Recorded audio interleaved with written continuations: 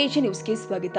ರಾಮದುರ್ಗ ಪಟ್ಟಣದ ಸಾರ್ವಜನಿಕ ಸರ್ಕಾರಿ ಆಸ್ಪತ್ರೆಯ ಆವರಣದಲ್ಲಿ ರವಿವಾರ ಜಿಲ್ಲಾಡಳಿತ ಹಾಗೂ ಜಿಲ್ಲಾ ಪಂಚಾಯತ್ ಬೆಳಗಾವಿ ಆರೋಗ್ಯ ಮತ್ತು ಕುಟುಂಬ ಕಲ್ಯಾಣ ಇಲಾಖೆ Belagavi, Rotary club of Ramdurg, inner wheel club of Ramdurg ಇವರ ಸಹಯೋಗದಲ್ಲಿ ಮಕ್ಕಳಿಗಾಗಿ ಪಲ್ಸ್ ಪೋಲಿಯೋ ಲಸಿಕಾ ಅಭಿಯಾನ ಕಾರ್ಯಕ್ರಮ ಜರುಗಿದೆ. ಈ ಕಾರ್ಯಕ್ರಮವನ್ನು ಉದ್ಘಾಟಿಸಿ ನಂತರ ಮಾಧ್ಯಮದವರ ಜೊತೆ ಮಾತನಾಡಿದ ಶಾಸಕ ಅಶೋಕ್ ಪಟ್ಟಣ ಅವರು, ಮಕ್ಕಳು ಸದೃಢವಾಗಿ ಬೆಳೆಯಲು, ಆರೋಗ್ಯವಾಗಿರಲು ಪ್ರತಿ ವರ್ಷದಂತೆ ಈ ವರ್ಷವೂ ಪಲ್ಸ್ ಪೋಲಿಯೋ ಲಸಿಕಾ ಕಾರ್ಯಕ್ರಮವನ್ನು ಹಮ್ಮಿಕೊಂಡಿದ್ದೀವಿ. ರಾಮದುರ್ಗ ಸರ್ಕಾರಿ ಆಸ್ಪತ್ರೆ ಅಭಿವೃದ್ಧಿಗಾಗಿ ಸರ್ಕಾರ ಈಗಾಗಲೇ ಅನುದಾನ ಘೋಷಣೆ ಮಾಡಿದೆ. ಮುಂದಿನ 2-3 ತಿಂಗಳ ಒಳಗೆ ಈ ಕಾಮಗಾರಿಯನ್ನ ಪ್ರಾರಂಭ ಮಾಡ್ತೀವಿ. ಬೆಳಗಾವಿ ಅಧಿವೇಶನದ ಸಂದರ್ಭದಲ್ಲಿ ರಾಮದುರ್ಗ ತಾಲೂಕಿನ ನೀರಾವರಿ ಯೋಜನೆಗಳ ಕುರಿತು ನೀರಾವರಿ ಸಚಿವರು ಹಾಗೂ ಅಧಿಕಾರಿಗಳೊಂದಿಗೆ ಸಭೆ ನಡೆಸಲಾಗಿದೆ. ವೀರಭದ್ರ ಏತ ನೀರಾವರಿ ಯೋಜನೆ ಕಾಮಗಾರಿಯು ಬಹಳ ವಿಳಂಬವಾಗಿದೆ. ಆದ್ದರಿಂದ ಈಗಿರುವ ಗುತ್ತಿಗೆಯನ್ನ ರದ್ದುಪಡಿಸಿ ಮತ್ತೊಮ್ಮೆ ಹೊಸ ಟೆಂಡರ್ ಕರೆದು ಆದಷ್ಟು ಬೇಗ ಕಾಮಗಾರಿಯನ್ನ ಮುಗಿಸುತ್ತೀವಿ. ಅದೇ ರೀತಿ ಸಾಲಾಪುರ ಏತ ನೀರಾವರಿ ಯೋಜನೆ ಕಾಮಗಾರಿಯನ್ನು ಕೂಡ ಪೂರ್ಣಗೊಳಿಸಲು ಸಭೆಯಲ್ಲಿ ನಿರ್ಧಾರ ಮಾಡಲಾಗಿದೆ. ಲೋಕಾಪುರದಿಂದ ಧಾರವಾಡ ರೈಲ್ವೆ ಮಾರ್ಗಕ್ಕೆ ಅಗತ್ಯ ಭೂಮಿ ಒದಗಿಸುವುದಾಗಿ ಸಿಎಂ ಸಿದ್ದರಾಮಯ್ಯ ಅವರು ಕೇಂದ್ರ ಸರ್ಕಾರಕ್ಕೆ ಈಗಾಗಲೇ ಪತ್ರ ಬರೆದಿದ್ದಾರೆ. ರಾಮದುರ್ಗಕ್ಕೆ ರೈಲ್ವೆ ಸಂಪರ್ಕ ಕಲ್ಪಿಸಲು ನಾವು ಕೂಡ ಬದ್ಧರಾಗಿದ್ದೇವೆ. ಪಟ್ಟಣದಲ್ಲಿ ಕ್ರೀಡಾಂಗಣಕ್ಕಾಗಿ ಈಗಾಗಲೇ 2 ಸ್ಥಳವನ್ನ ಗುರುತಿಸಿದ್ದೀವಿ. ಅದರಲ್ಲಿ ಒಂದು ಜಾಗ ಫೈನಲ್ ಮಾಡಿ 1 ವರ್ಷದ ಒಳಗೆ ಕ್ರೀಡಾಂಗಣವನ್ನ ನಿರ್ಮಾಣ ಮಾಡ್ತೀವಿ ಎಂದಿದ್ದಾರೆ. ದಿನಾಚರಣೆ ಆಚರಿಸ್ತಾ ಇದ್ದೀವಿ. ಎಲ್ಲ ಸಣ್ಣ ಮಕ್ಕಳಿಗೆಲ್ಲ ಪಲ್ಸ್ ಪೋಲಿಯೋನ ಹಾಕಿ ಅವರೆಲ್ಲ ಸದೃಢವಾಗಿ ಬೆಳೀಲಿ ಅಂತೇಳಿ ಆ ದೃಷ್ಟಿಯಿಂದ ಪಲ್ಸ್ ಪೋಲಿಯೋ ಕಾರ್ಯಕ್ರಮ ಇರ್ತದೆ. ಹಿಂದಿನ ಕಾಲದಾಗೆ ಪಲ್ಸ್ ಪೋಲಿಯೋ ಹಾಕದೆ ಬೇಕಾದಷ್ಟು ಜನ ಪೋಲಿಯೋಗೆಲ್ಲ ದೂರಪಡಿಸ್ತಾ ಇದ್ರು. ಅದನ್ನು ತಂತ್ರಜ್ಞಾನದಿಂದ ಅಭಿವೃದ್ಧಿಪಡಿಸಿ ಈ ಡ್ರಾಪ್ಸ್ ಹಾಕಿದ್ರೆ ಪೋಲಿಯೋ ಏನು ಅಟ್ಯಾಕ್ ಆಗದಂಗೆ ಮಾಹಿತಿ ತಂತ್ರಜ್ಞಾನದಿಂದ ರುಜುವಾತಾಗಿರೋದ್ರಿಂದ ಎಲ್ಲರೂ ನಾವು ಪಲ್ಸ್ ಪೋಲಿಯೋ ಮಕ್ಕಳಿಗೆಲ್ಲ ಪ್ರತಿ ವರ್ಷನೂ ಎಲ್ಲ ಸಣ್ಣ ಮಕ್ಕಳಿಗೆ ಪ್ರತಿ ವರ್ಷನೂ ಪಲ್ಸ್ ಪೋಲಿಯೋ ಆಗ್ತಾ ಇದ್ದೀವಿ.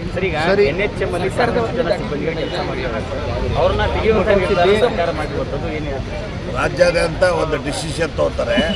ಯಾಕೆ ಮಾಡಿದ್ದಾರೆ ಅಂತ ಬಿಟ್ಟು ಒಂದು ಸಮಿತಿ ಮಾಡಿ ಡಿಸ್ಕಸ್ ಮಾಡ್ತಾ ಇದ್ದೀವಿ. ಈಗ ಮೊನ್ನೆ ಅಸೆಂಬ್ಲಿ ಕೂಡ ಭಾಳ ಜನ ಬಂದು ಹೇಳಿದ್ರು. ಅದ್ರ ಬಗ್ಗೆ ಆರೋಗ್ಯ ಸಚಿವರ ಜೊತೆ ಮಾತಾಡ್ಕೊಂಡು ಆಮೇಲೆ ಒಂದು ನಿರ್ಧಾರ ತಗೊಂಡಿದ್ದೀವಿ. ಸರ್, ಈಗ ಸರ್ಕಾರಿ ಆಸ್ಪತ್ರೆಗೆ ಅನುದಾನ ರಿಲೀಸ್ ಆಗಿರುವಂಥದ್ದು ಸರ್, ಒಂದು ಸರ್ಕಾರ ಇನ್ನೂ ಒಂದು 2 ತಿಂಗಳು ಆಗ್ಬೋದು. 2 ತಿಂಗಳೊಳಗೆ ಇಲ್ಲೇ ಸ್ಟಾರ್ಟ್ ಮಾಡ್ತೀವಿ.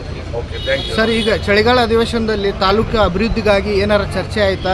ವೀರಭದ್ರ ಏತನೀರಾವರಿ ಮತ್ತು ಸಾಲಾಪುರ ಏತನೀರಾವರಿ ಒಂದು ಮೀಟಿಂಗ್ ಕರೆದಿದ್ರು ಮುಖ್ಯಮಂತ್ರಿಗಳು, ನೀರಾವರಿ ಮಂತ್ರಿಗಳು, ಮಲೆ ಎಲ್ಲ ಅಧಿಕಾರಿಗಳು ತೆಗೆದು ವೀರಭದ್ರ ಏತನೀರಾವರಿ ಭಾಳ ತಡ ಆಗಿರೋದ್ರಿಂದ ಆ ಕಾಂಟ್ರಾಕ್ಟರನ್ನು ರದ್ದುಪಡಿಸಿ ಹೊಸ ಟೆಂಡರ್ ಕರೆಗೆ ಏರ್ಪಾಡು ಮಾಡಿದ್ವಿ. ಮತ್ತು ಅದ್ರಾಗಿರೋದು ಎಲೆಕ್ಟ್ರಿಕ್ ಸಂಬಂಧಪಟ್ಟಂಥ ಇದು ಒಂದು ಸುಮಾರು 20 ಕೋಟಿ ರೂಪಾಯಿದು ಆ ಸಾಲಾಪುರ ಲಿಫ್ಟ್ ಇರಿಗೇಷನ್ಗೆ ಅಲ್ಲಿಗೆ ಶಿಫ್ಟ್ ಮಾಡಿ ಅದನ್ನು ಕಂಪ್ಲೀಟ್ ಮಾಡ್ತೀವಿ. ಇದನ್ನು ಟೆಂಡರ್ ಕರೆದು ಇದು ಕಂಪ್ಲೀಟ್ ಮಾಡ್ತೀವಿ. ದಶಕಗಳಿಂದ ರೈಲ್ವೆ ಹೋರಾಟಕ್ಕೆ ಕೇಳ್ತಾ ಇರೋದು. ರೈಲ್ವೆ ಹೋರಾಟ ನಾವು ಮಾಡ್ತಾನೆ ಇದೀವಿ. ಎಲ್ಲ ನಾವು ಹೋದಾಗೆಲ್ಲ ಡೆಲ್ಲಿಗೆಲ್ಲ ಹೋದಾಗೆಲ್ಲ ಮಂತ್ರಿಗಳು ಮೀಟ್ ಮಾಡ್ತೀವಿ. ಅದೆಲ್ಲ ಕೇಂದ್ರ ಸರ್ಕಾರ ಮಾಡ್ಬೇಕಾದ್ರೆ ನಮ್ದೇನಿಲ್ಲ. ನಾವೀಗ ಎಷ್ಟು ಜಮೀನು ಬೇಕು ನಾವು ಜಮೀನು ಕೊಡೋಕ್ಕೆ ರೆಡಿ ಇದೀವಿ ಅಂತ ಮುಖ್ಯಮಂತ್ರಿಗಳಿಗೆ ಆಗಲೇ ಪತ್ರ ಬರೆದಿದ್ದಾರೆ. ನಾವು ಅದನ್ನು ರೆಡಿ ಇದೀವಿ. ಅದು ನಾವು ಅದು ಬದ್ಧವಾಗಿದ್ದೀವಿ. ನಮಸ್ಕಾರ ಸರ್. ಅದರಿಂದ ಆಟದ ಮೈದಾನದ ಬಗ್ಗೆ ಏನಾಯ್ತು ಸರ್? ಆಟದ ಮೈದಾನ ಒಂದು ಮಾಡ್ತಾ ಇದೀವಿ. MLBCನ ಶಿಫ್ಟ್ ಮಾಡ್ಬೇಕಂತ ಮಾಡ್ತಾ ಇದೀವಿ. MLBCನೇ ಇಲ್ಲಾಂದರೆ ಅಥವಾ ಮುಳ್ಳೂರು ಗುಡ್ಡದ ಹತ್ರ 2ರೊಳಗೆ ಒಂದು ಕಡೆ ಮಾಡಬೇಕು ಅಂತ ಒಂದು ಚಿಂತನೆ ನಡೆದಿದೆ.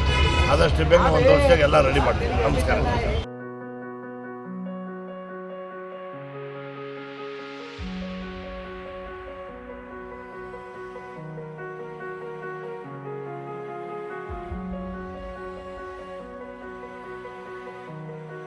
ಕನ್ನಡಿಗರ ಮೆಚ್ಚಿನ ನಿಮ್ಮ ಎಜೆ 24/7 ನ್ಯೂಸ್ ಕನ್ನಡ ವಾಹಿನಿ ಇದೀಗ ಟಿವಿಯಲ್ಲಿ ಲಭ್ಯ.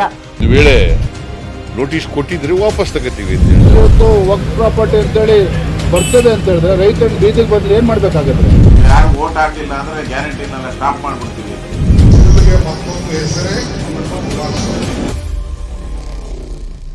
ಕರ್ನಾಟಕ ಮತ್ತು ದೇಶ ವಿದೇಶ 360 ಡಿಗ್ರಿ ಸುದ್ದಿ ಹಾಗೂ ಉತ್ತರ ಕರ್ನಾಟಕ, ಬೆಳಗಾವಿ, ಬಾಗಲಕೋಟೆ, ಧಾರವಾಡ, ಹಾವೇರಿ, ಗದಗ, ಬಿಜಾಪುರ ಜಿಲ್ಲೆಯ ಕ್ಷಣದ ವಿವರವನ್ನ ಪಡೆಯುವುದಕ್ಕೆ ಎಜೆ 24/7 ನ್ಯೂಸ್ ಕನ್ನಡ ವಾಹಿನಿಯನ್ನ ಲೈಕ್ ಮಾಡಿ, ವಿಡಿಯೋಗಳನ್ನ ಶೇರ್ ಮಾಡಿ, ಕಮೆಂಟ್ ಮಾಡುವ ಮೂಲಕ ನಮ್ಮ ವಾಹಿನಿಗೆ ಸಹಕಾರ ನೀಡಿ ಮತ್ತು ಚಾನೆಲ್ ಅನ್ನ ಸಬ್ಸ್ಕ್ರೈಬ್ ಮಾಡಿ. ಧನ್ಯವಾದಗಳು.